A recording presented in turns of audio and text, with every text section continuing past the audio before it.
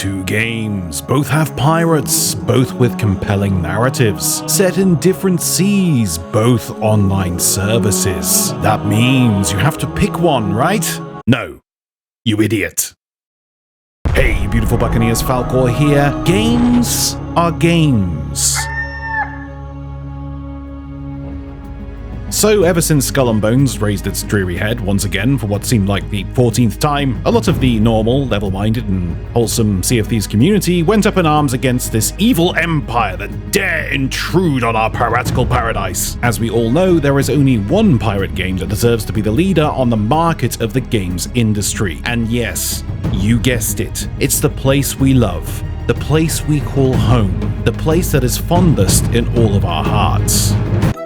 The Monkey Island franchise. You see, there is three types of people I have noticed since this game's release announcement. Firstly, the two people on each side of the yin-yang. You have the angry folks who are livid that this game exists and are convinced it'll be a pile of trash and scorn every single person for showing any interest whatsoever. Then you have the other side of the coin, the ones who think this will be the death of Sea of Thieves and compare its values and are convinced SOT will die the day it's released. These people are always the most vocal. It's a weird console war mentality where the person literally has such low self-esteem that the thought of this game succeeding or dying is enough for their day-to-day lives to actually take a significant impact of worry. And they do everything in their power to push their negative agenda. And there will be a few of them in the comments, so just reply with banana. And then you have the unfortunate minority, people like me who just see the game and go, huh, that looks pretty cool. I might try it. So, Sea of Thieves and Skull and Bones, two vastly different games. In fact, each game only have two things in common: a vast and explorable open world and pirates. Apart from that, there is practically nothing in common. Sea of Thieves, for example, an open-world exploration PvEVP game, where you control your character and in turn your character controls your vessel. You can jump off your ship at any time, explore every facet of an island, and get on board just before it sinks because you forgot to plug that hole. It's the exploration side of Sea of Thieves that has always been its strongest quality. There really has never been an online service pirate game that allows you to take control of your pirate and your ship independently, and because of this, the game is structured in a way that everyone is on an even playing field. A day one pirate could easily have a chance of taking down a veteran with a bit of luck. He has the same cannons, the same guns, and the same sailing speed. Tools, not rules, is the slogan for Sea of Thieves, and it's a quality that is to be admired, and it's not your usual meta in most gaming. Skull and Bones, on the other hand, an open world game, or perhaps a better way of saying it, an open map game. Yes, you can get off your ship and explore outposts and some select islands to locate treasures and parts for your ship, but the emphasis of Skull and Bones is all about your ship and your AI-controlled crew. This is one of the most negative comments I see about the game. And I get it. That's one of the finest qualities of Sea of Thieves, but what Skull and Bones lacks in island exploration, it makes up for in so many ways. First of all, Skull and Bones has a vast armory of ships to choose from, everything from fast-moving dhows and cutters to massive frigates and man-of-wars. Each ship can be outfitted with a huge array of weapons from era-specific cannons and torpedoes, Greek fire, ballistas, dragon launchers, and battering rams, just to name a few. The ship itself can be outfitted and jerry-rigged to fit your needs. If you want to be a traveling merchant, you can optimize it for cargo. If you want to run errands for a trading company, you can outfit it for speed.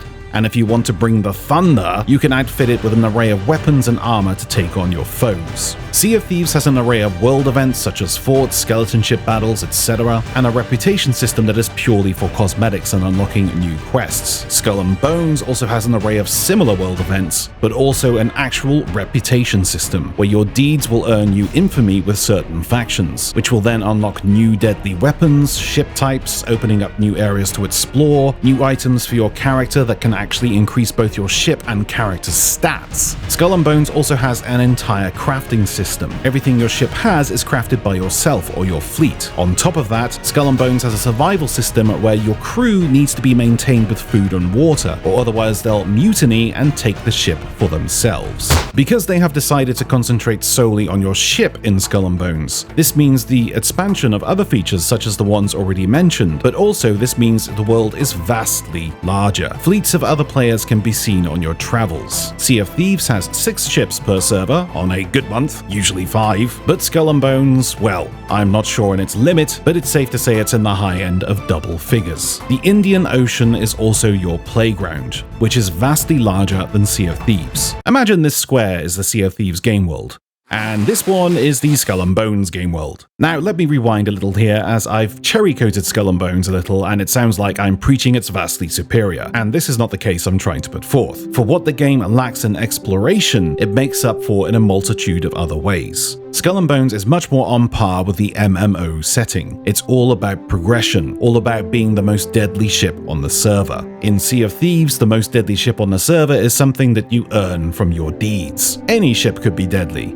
You just don't know until you tangle with them. In Skull and Bones, if you're on your level 1 Dow and you spot this thing coming for you, you know you're in trouble. And that is one of the finer qualities of Sea of Thieves.